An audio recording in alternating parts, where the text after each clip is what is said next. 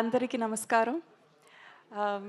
తగ్ life cinema గురించి మాట్లాడక ముందు ఒక మాట చెప్పాలి.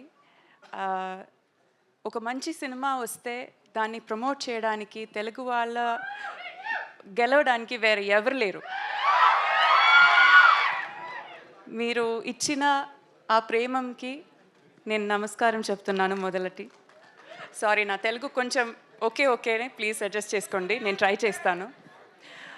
తగ్ లైఫ్ సినిమాకి వస్తే ఇది నాకు ఒక డ్రీమ్ కమ్ ట్రూ చెప్తే అది తక్కువ.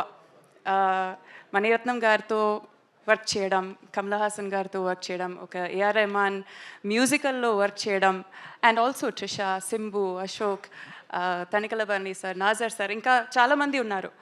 వాళ్ళందరితో వర్క్ చేయడం ఏ ఒక ఆర్టిస్ట్కి ఒక డ్రీమే. అది నాకు అది ట్రూ అయింది. I feel very very humbled and very honoured for that.